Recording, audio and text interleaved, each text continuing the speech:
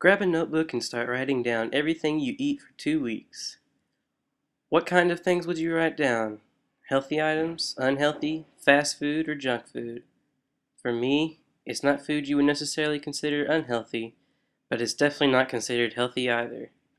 So after I realized I was yet another American with not so healthy eating habits, I began to wonder why.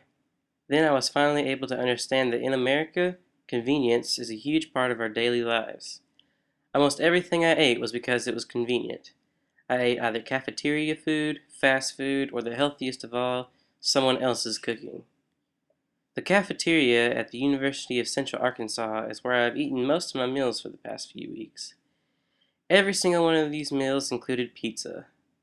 Pizza is the most convenient thing you can get in this cafeteria. You grab a slice and you go.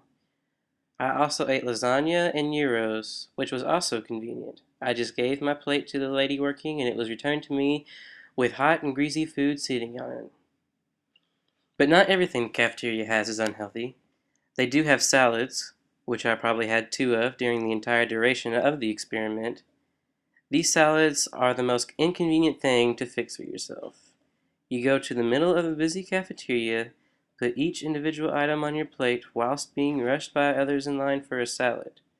Then you go to the dressing section, and they have a big bowl of ranch you can easily grab a spoonful of, or you can reach back to grab a more healthy dressing.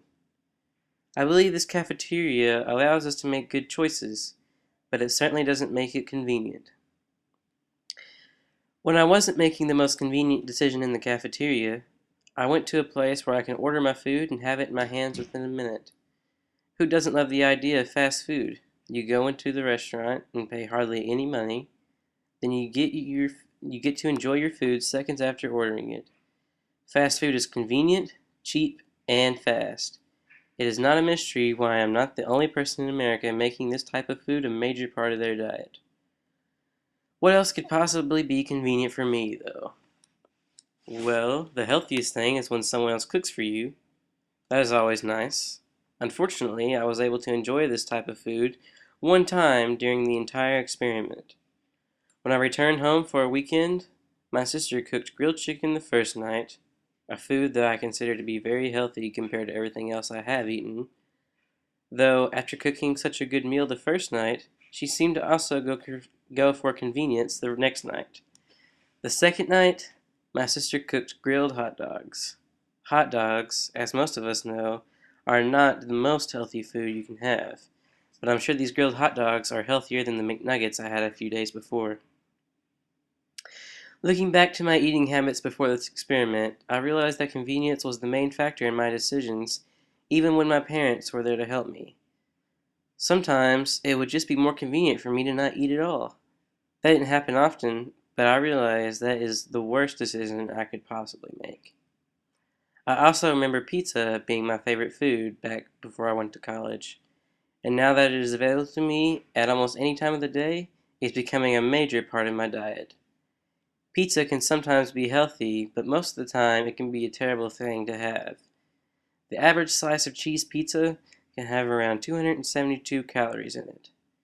I usually eat way more than one slice at a time, so I'm probably getting 1,000 calories a day from pizza alone. It has become apparent to me that I need to cut back majorly on this new pizza diet and start going to the salad bar more.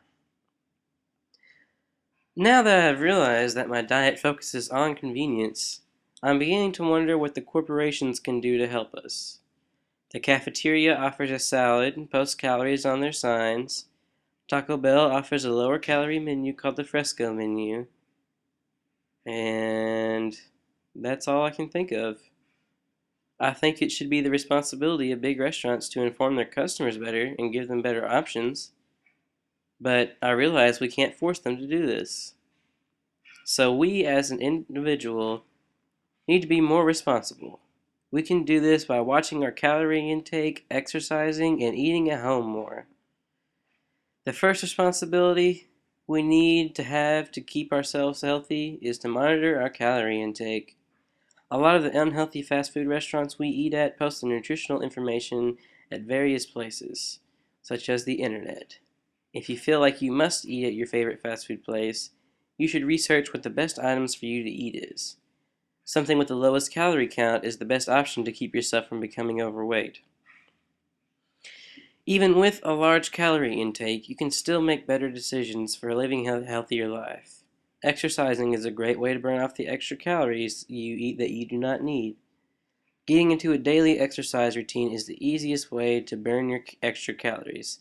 And even though it's not convenient, you're not going to become overweight very easily. Finally, another thing you can do to become more healthy is to eat at home more.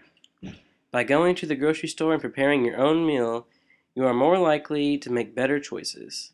It is usually easier to bake or grill chicken than it is to fry it, and it is also much more healthy. However, it is much easier to find baked or grilled chicken at a fast food restaurant is a lot harder than finding fried chicken. In conclusion, convenience rules the American diet. The experiment from the past few weeks has opened my eyes to this, and I believe now that it is our responsibility to ignore convenience and we need to exercise, cook our own meals, and count our calories. If we can do this, we can be a healthier and skinnier country.